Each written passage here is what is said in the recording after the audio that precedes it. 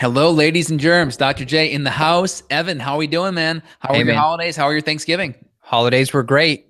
Let's dive in. I Excellent. know we've got a short limited of time, but we're doing this on the fly because this conversation of gut health and gut infections and autoimmunity is huge. And hardly anyone is talking about this. Conventional doctors don't have a clue about the link between gut infections and autoimmunity. So, dude, let's dive right in.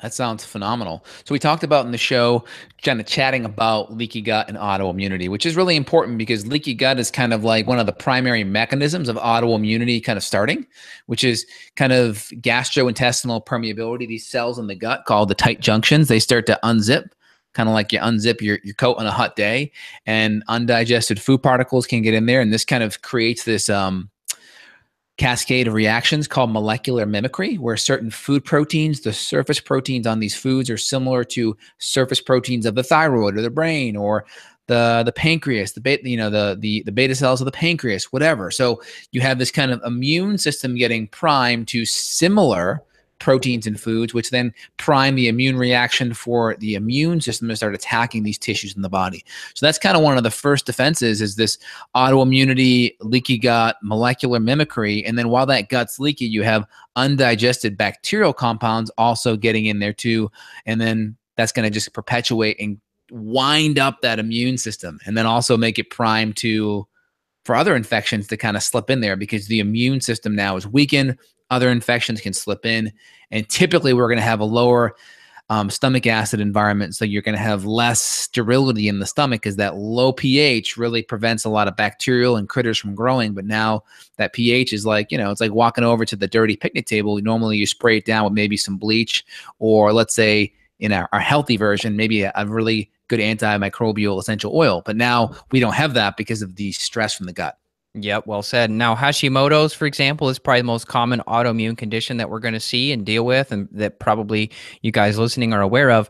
Leaky gut has to take place for Hashimoto's to happen. That's one of the dominoes that happen. So you've got the leaky gut situation. You've possibly got the gluten in the diet. You've got the immune stress, which could be internal or external. So bad boss, bad spouse, bad relationships, bad job. Those are kind of the big dominoes we see. And when you add all those up together, that's how you get autoimmune disease. It's really just that simple.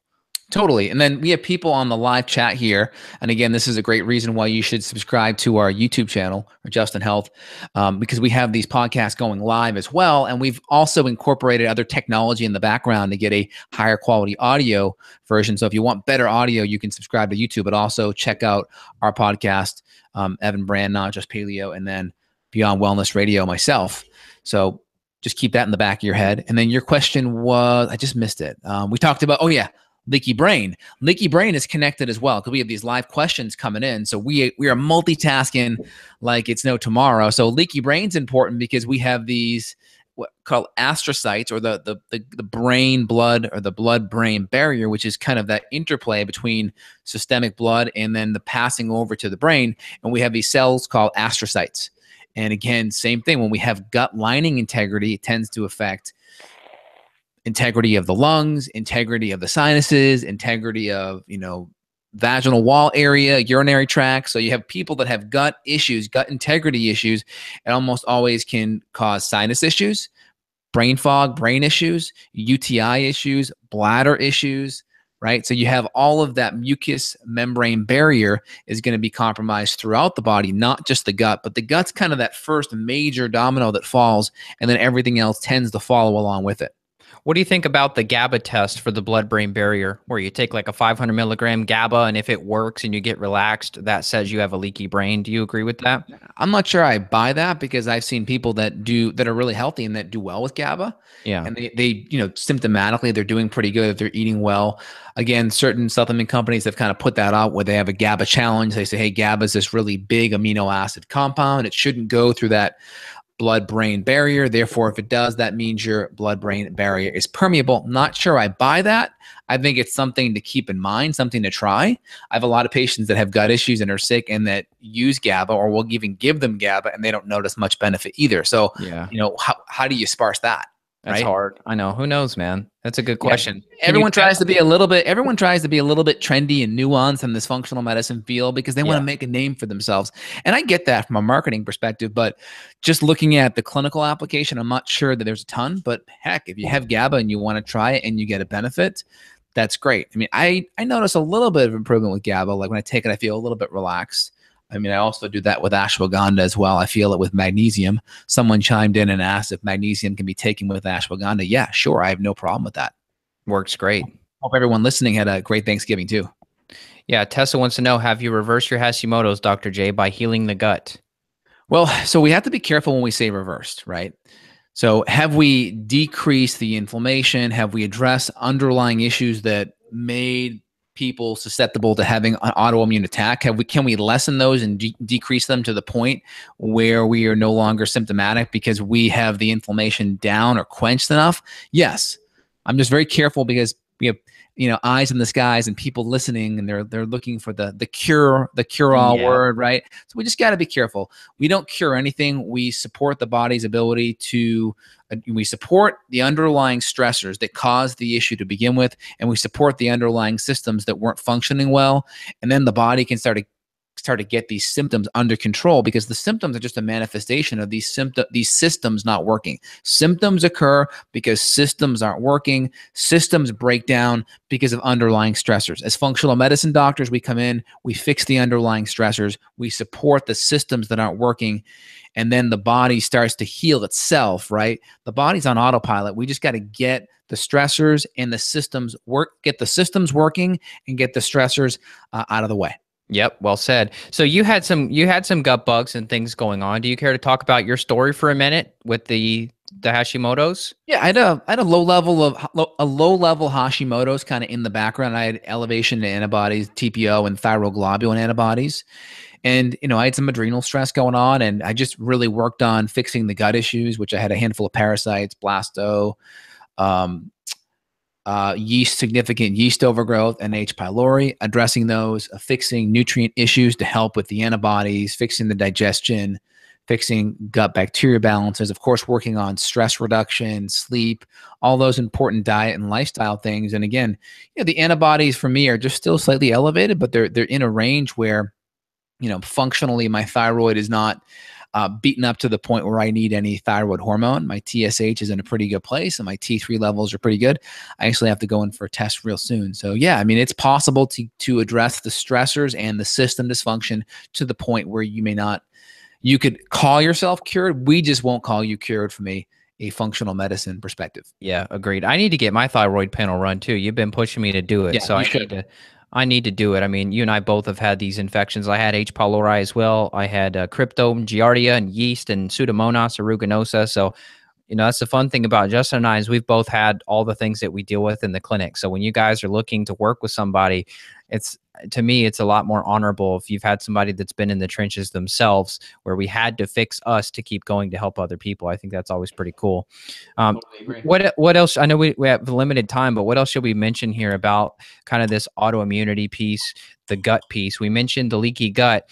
We mentioned some of the triggers just in a roundabout way. So candida, bacterial infections, parasites, H. pylori, low stomach acid, gluten in the diet, dairy, possibly eggs, other food sensitivities. These could all contribute to that permeation of the gut barrier, therefore causing the situation. 100%. So let me just kind of answer some of the things that you're talking about while injecting some of the live questions we get. And that's the reason why this show is so unique compared to other shows, because we are off the cuff.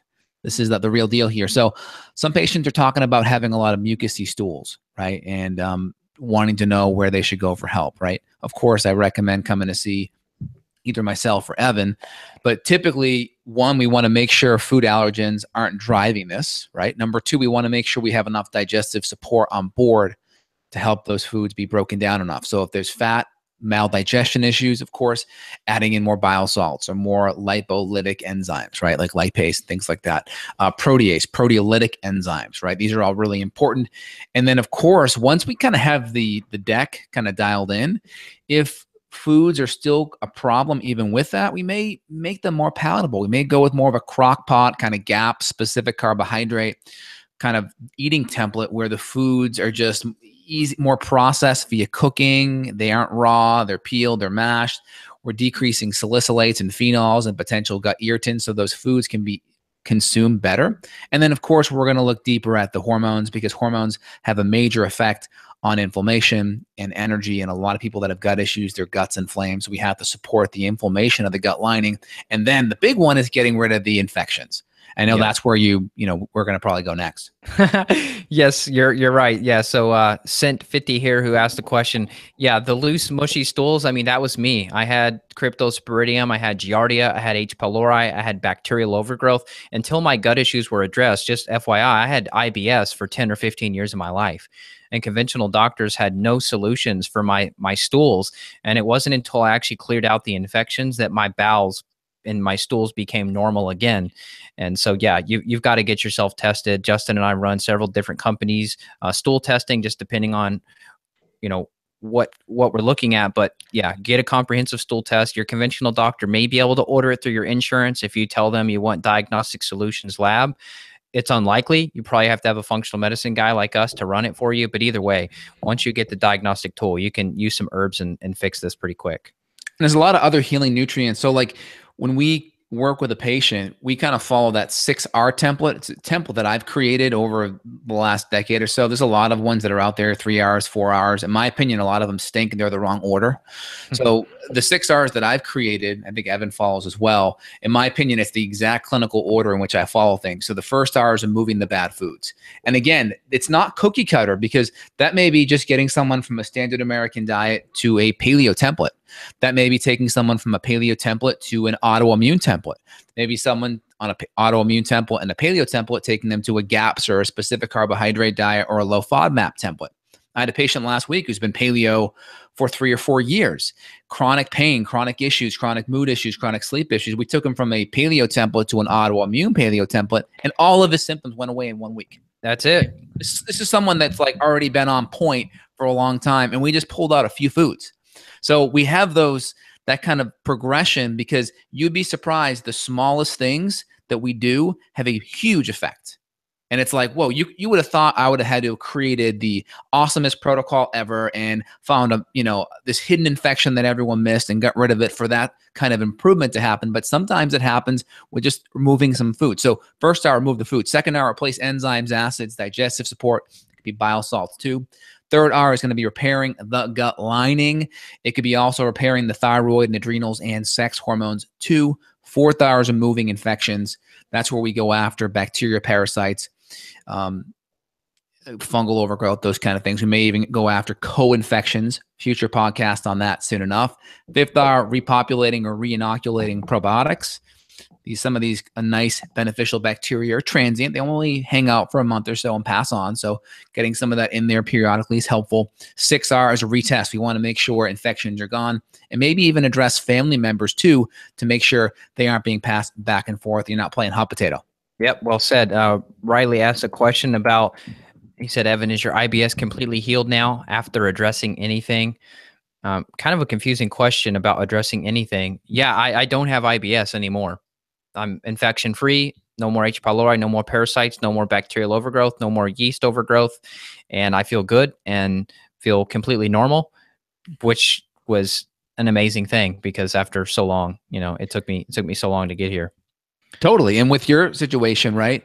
Like if you started eating bad foods again and your immune system got compromised, you may have another critter or two that pops back. You may have some inflammation from the food and such, and then those symptoms would start coming back, right? So it's not like a cure, like, hey, you have scurvy, here's vitamin C, and then as long as the vitamin C is there, you're good forever, right? It's like, hey, there may be other stressors that may cause those systems to weaken again, and those IBS symptoms start to occur, right?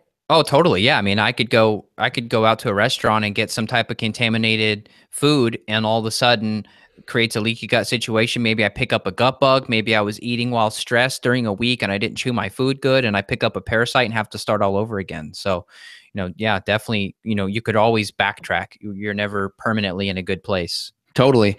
And again, one thing I see out there on Facebook and I see it marketed and it's just, I have to call, I'm not going to call anyone out directly. I'm going to No, come just on, call, do it. I'll call out the concept, but lots of people, they're like, you got to heal leaky gut. Here's this gut healing program. And if Yeah. you look at it, a lot of times, it's bone broth or just a lot of healing nutrients and a lot of probiotics, right? And maybe a little diet change. But if we go look at the 6 R's, what are they really doing? They're doing the third R, maybe a little bit of the first, maybe a little bit of the second, maybe a little bit of the fifth, right? They're kind of skipping around. They don't have a system in how it's being integrated a lot of times. And I would say 99% of the time, it ignores going after and getting the infections fixed. It totally ignores it because, these people are recommending a general program to like thousands of people at once in a huge kind of a webinar kind of style, right? Well, how do you get all that types of testing and customize everything in that format? You can't. So it's a very general kind of overview approach. And in my opinion, it's going to help some people, which I think is great and it's admirable, but it's also going to miss a lot of people. And those people that don't get help may lose faith in functional medicine or say, hey, this is not for me. So I'm just kind of calling that out because think about it, right? If the root cause of what's going on is an infection component and you're doing, let's say, the first, second, third, fifth R, right? But you're not getting rid of the infection. Well, that's like me giving you this healing aloe, right? You get a sunburn, you come back from the beach, I give you this aloe, right? The underlying cause of the sunburn is the sun, and then you go back out the next day and you get sunburned again, and I just give you more aloe. That's the equivalent of what a lot of these people are doing. We'll just have some more bone broth, have some more L-glutamine, have some more of this healing compound for your gut lining. So we got to get to the root cause. A lot of people are just being very general out there, and the listeners of our show will get it and say, hey, I see the missing piece there. And that's why we have those 6 R's that way, because then you can look at it and you can say, hey, these are a really specific way we go about addressing things here. Yeah, well said, man. And that's the food as medicine people, and we love the food as medicine people, but that's why, we pursued functional medicine, because the food is just the first step, right? It's just one pillar of the house. It's not going to hold the house up by itself as a single column. And also, I want to mention the order of operations. If somebody just goes straight to bone broth and probiotics and L-glutamine, that's the wrong order. And sometimes people get worse. They'll come to us and say, oh, Justin or Evan, I took XYZ probiotic because I heard it on a podcast or a blog and I felt terrible and I had a flare up of my condition. Can you explain what happened? Yes, if things are just terrible in the gut, sometimes you have to hit the reset button. You can't immediately just add in all these probiotics and expect it to work. Sometimes we have to fix the balance first and eradicate the bad guys before the good guys can come back in. So this is why the order of operations, just a second what Justin said, is so important. And this may explain why you're spinning your wheels, even though you're doing everything all the paleo gurus are saying to do. Yeah, we just want to make sure everyone's educated. I mean, we have some people out here, they're chiming about like, hey, I really want a functional medicine doctor, but I don't have the money for it. Well, guess what? The best thing that you can do right now is be listening to our podcast, because all this information is free. Yep. We're providing tens of thousands of dollars of free information for people. I mean, I get messages all the time. Hey, I made a couple of these changes or recommendations and my autoimmune condition for 10 years is gone. Right? I didn't cure him. I promise I didn't cure him. Right? The body just healed itself. Right? We got to say that as our disclaimer. But that's, what's that worth? When someone's, seeing a rheumatologist for 20 years on lots of expensive medication that's tearing up their gut and their body and creating more symptoms than they're actually helping, what's that worth? So just utilize and pick up as much of the free intel as possible. And then, allocate some savings or HSA or flex spending. So if you want to dig in deeper, that's an option. But utilize as much of the free stuff as possible, because the diet's the foundation. 50% is going to be the diet. So work on that first. Once you've maxed that out and you've seen some decent results, then you want to go in deeper. You can reach out for sure. Yeah. And you can contact, like we said, you can contact your conventional doc and try to get some stuff run through insurance, but it's likely that they don't have accounts with these functional labs and they likely just aren't going to do it. But if you're really lucky, you've got a really good MD, you may be able to push, and at least get the lab so you have the data. Now, what do you do with the data? Well, then maybe that's where you come to a functional medicine guy that can help in terms of creating a protocol. But getting the data should not be impossible. Totally. And a lot of functional medicine docs that do a podcast or websites, I find that they take information, they wrap it up, and they try to make people feel so confused where they walk away from the podcast or the video being like, what the hell just happened? What do I do now? And they walk away feeling less certain. I want to make sure everyone walks away from any podcast or video I do gaining more certainty. and at least walking away with one action item that they can add into their repertoire of whether it's a lifestyle or a supplement or just a different perspective on their healing, so then they get better and they feel more confident.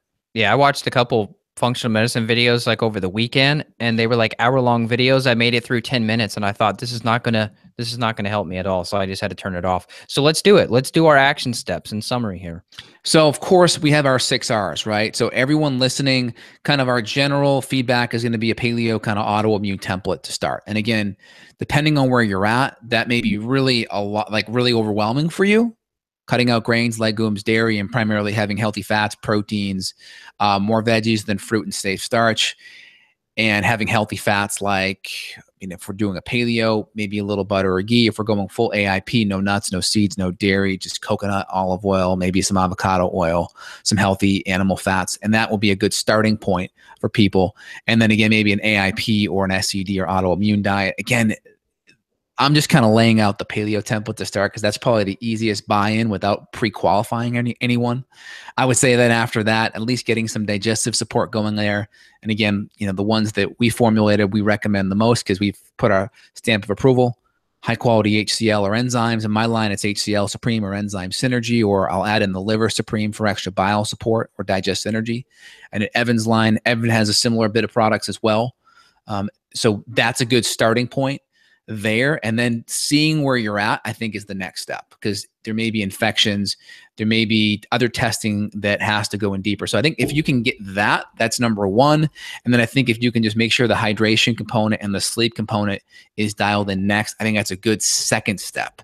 And that gives most people a really good, path to go down. And if people are listening, they've already done that and they're like, what's next? Well, that's where I think you'd want to reach out and do a little bit more testing, because that's where I think the infection component or the hormone component or the nutrient malabsorption component from the infection could be the next vector we'd really have to put up in our site, so to speak. Yep. I'm going to address one comment here, and then I'll bring up a question, and then we could wrap it up. Leslie mentioned the diet's the foundation, which kind of sucks. No more pigging out in the middle of the night.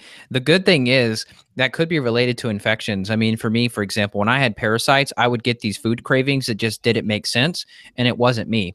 It's these bugs. They're stealing your nutrients. They want food. So they're catabolizing your muscle tissue. And when you're eating, they're messing up your ability to digest, especially because I had H. pylori. My stomach acid levels were lower. I was basically hungry all the time, and I was losing weight, getting to like a scary point of weight loss. So really, the diet is not too hard once you just address your gut bugs. That whole like binging type thing on food, it really doesn't happen once your gut is healed, and once your adrenals and your thyroid are helped out and your blood sugar is more stable. It's not an issue. I mean, you could go fasted for a long time and feel stable. You shouldn't have to get hangry or go in a crisis stage. Justin, a question for you. Some doctors say T3 doesn't matter. They don't test it on thyroid labs. The person's taking T3 now, slowly increasing. Would you be lowering T4 when adding this? And also, I would typically be adding in more than likely a T4, T3 glandular together. So there's going to be a combination of both. Most doctors don't care about T3 because the major pharmaceutical companies, Abbott's the big one that has the patent on Synthroid. It's a synthetic T4. It's easier to monitor. Giving a T4, the half-life's 5 days, so it's really easy. It's not like a T3, which can potentially have more side effects, and it's patentable, right? It's a basically tetraiodothyronine with a sodium salt on it, so that's how they get the patent to it. Again, they don't monitor it because that's just not what they do. They give you the T4, they get the TSH back in range. All your thyroid symptoms could still be present: cold hands, cold feet, anxiety, mood issues, hair thinning, gut stuff, constipation, all could still be there. But if their TSH is in range, they're happy. They check that off the list, you're gone. So that's where you got to dig in deeper. You got to look at that T4 to T3 conversion. You got to look at the autoimmunity. You got to look at the nutrients. You got to look at the adrenal conversion, the gut conversion connection, and the liver detox conversion connection too. Yep. Should you ignore TSH? No, it's definitely worth factoring TSH in. You just don't want to use that as the end-all be-all only marker. But but when you have the free T3 and the reverse T3, the TPO, the TG antibodies, kind of all the stuff we run, the TSH makes a lot more sense when you got a full picture. Yeah, we like to keep TSH in the equation and look at, sometimes people come in with a TSH that's perfect, but their T4 to T3 conversion sucks. And then what do? Are you treating the TSH or are you treating the actual patient? So we'll try to increase thyroid hormone, see if symptoms change, and then we'll try to support HPT axis communication with specific herbs, and of course, stress modulation and getting rid of infections, because that can really mess up the HPT axis, the hypothalamus pituitary thyroid connection. Yep, for sure. Leslie, and a couple other comments about, where to go next. Well, I mean, people may say, oh, we're biased, but the answer is get tested. Our philosophy is test, don't guess. So if you're confused, you've got symptoms that don't make sense, get tested. That's the first step. You can look at adrenals, thyroid, gut, get all the puzzle pieces laid on the table. That way you're not just buying random supplements that you might not actually need. We've seen so many people with 20 and 30 supplements that they're taking and they still feel terrible. And we cut that down to 5 supplements because it's based on labs, and all of a sudden people get better. So, save up your money for that. Maybe you don't go buy the next newest supplement you hear about. Maybe you focus on investing into some testing first. Exactly. And you can check that out. Justin's site is justinhealth.com. You can look at the supplements, the labs on there. Same thing on my site, evanbrand.com, and we're happy to help. So feel free to reach out. Totally. And then also a couple people asked about Dr. Gundry's book, The Low Lectin Protocol. I think it's The Plant Paradox. Again, my thing is, if you're just going to a paleo template, you're going to cut a lot of those lectins out. If you actually cook some of the plants, some of the starches, some of the vegetables, then you lower the lectins even more. If you still have a lot of gut issues, upgrading it to an autoimmune protocol, you decrease lectins more. If we still have issues, then we can move to a specific carbohydrate or a GAPS protocol, and we decrease lectins even more. So it just depends on where you're at. Cooking knocks a great chunk of that out, and then just going to a paleo template where we're cutting out grains, legumes, dairy, and focusing more on non-starchy veg, lower glycemic, low sugar fruits, and safe starches that aren't grain-based, you're going to have a huge effect. And grains are where most of the lectins and irritants come from. So again, in my opinion, that's just people making things a little bit more complicated than they have to be. Marketing. I mean, he's done a good job. That book has spread. Yeah, it's gone viral. Everyone asks me about it all the time. I can't go a one day without a patient asking me about it. So I have to follow it. I think I found it on Fast Reads on Amazon. So I got like a abridged version of it that I'm siphoning through. Nice. So, yeah, I found a couple of services where they do these summaries, and it's great. I mean, I get 90% of the information, and I can suck it up in a half hour, and I'm like, oh, got it. That's Beautiful. It. On to the next one. Well, any other questions you wanted to answer here, Evan? Anything I think that's everything. I think that's all we can chat on today. And we are going to do a podcast soon on co-infections. We're going to talk all about Lyme and Bartonella and Babesia. Justin and I mean, we've literally got the books like right here that we're diving into. We want to make sure we're the most educated and current, up to date with our information before we broadcast to you guys. So make sure you hit subscribe on Justin's YouTube channel while you're at it. Hit subscribe, and we'll be back again soon. Totally. And one last thing, patient asks here, or person asks here on the chat list, how do you choose your functional medicine doctor? How do you trust them? He's like, I can't trust them. How do I choose them? Well, number one, I think they should have some kind of content out there, whether it's video, audio, and or a blog post, where you resonate with their information, like their philosophy, their information. You should resonate. I find most patients are the biggest reason why they don't get better is because number one, compliance, and number two, they've been burnt in the past or they failed in the past, and therefore they're kind of priming their subconscious to fail again. So they don't follow through and they're off to the next one, or they're making a 180 move in their care, seeing someone else because some little thing happened. They're not following through enough. So I think making sure you choose someone based on their philosophy and the information, and making sure you resonate at an emotional level and just a logical level. Here's the plan, generally speaking, right? And then number two, making sure you give it enough time and enough follow through for it to work. Yep, well said. I'll address this last question, and then we'll roll here. Is it common to have to go through a few rounds of infection-killing protocols? Yes, it can. It can. It took me a couple of rounds to go through some herbs to knock out things because I had multiple infections. When you're trying to kill 5 or 6 or 7 things at once, yeah, it can take multiple rounds. Why is that? Depends on the person's immune system health, their stress levels, how long they've had infections, the amount of damage that's there, how much inflammation is there, are they sleeping well, do they have a good diet? There's a million factors to answer why that could be. Hope that helps. Andreas asked a question about his father's prostate cancer. PSA levels are rising rapidly. Can we cast opinions or advice? I can't. Justin? That's about thyroid. That's about prostate issues. Say Yeah, it one more time. prostate cancer. This drug, enzalutamide, been recommended for father's prostate cancer. PSA levels are rising rapidly. Can you cast opinions or advice? Well, let me just grab one. I have one formula here that's been helpful. Hold on.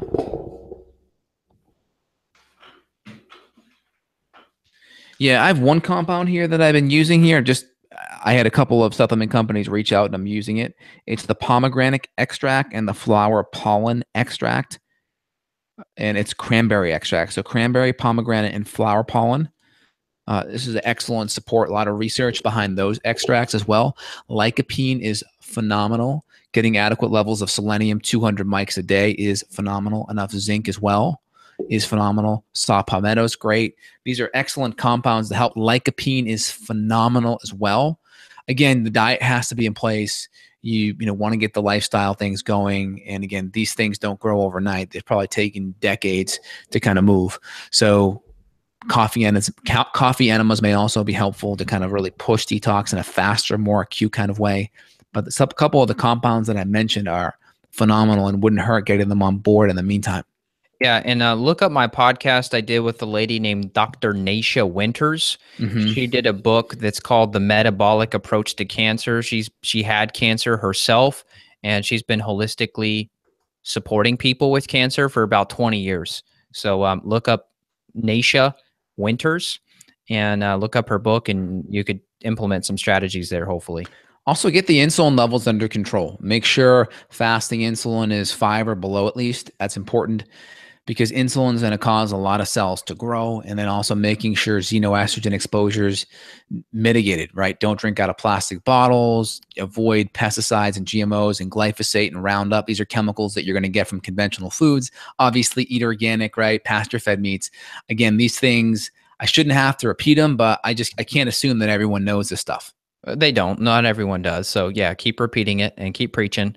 And I think that's all the questions. So we did really good. That was fun. Yeah, I heard a quote back, and it's a quote from the 1940s where Joe DiMaggio was interviewed, and they said to Joe, "We noticed that you sprint on and off the field every single time at full speed, no matter what." And he said, "Well, there may be someone coming out to see me for the first time ever that's seeing me play the way I'm playing, and I want to play at 100% every time. And there may be some people that are coming out for the first time seeing us play here, and we want to make sure that they get that information that we may assume that other people may have, right? The equivalent would be like us jogging on the field, so to speak, if we just assume that." Yep. Well said. Cool. Well, reach out if you need help. justinhealth.com. You can schedule with Justin. evanbrand.com. If you'd like to schedule consults with us, we should have some availability in the next 3 to 6 weeks or so. So just take a look, and we're happy to help you as soon as we can. Oh, and by the way, I'm adding in the Mimosa pudica as well. So I'll be reporting back on that in the next couple of weeks. I think you were as well, Evan. So we'll chat about that. And again, I just got that in stock. That's the Para One in my store. And I think you'll have it in your store as well. So we'll put that in the show links too. So that's a cool new herb that we're working on. We have a couple other herbal compounds in the mix that we're using for different types of co-infections that we're researching in the background too. Awesome. Hey, Evan, great chatting with you, man. You have an awesome day. We'll chat soon. You too. Take care. Take care. Bye. Bye.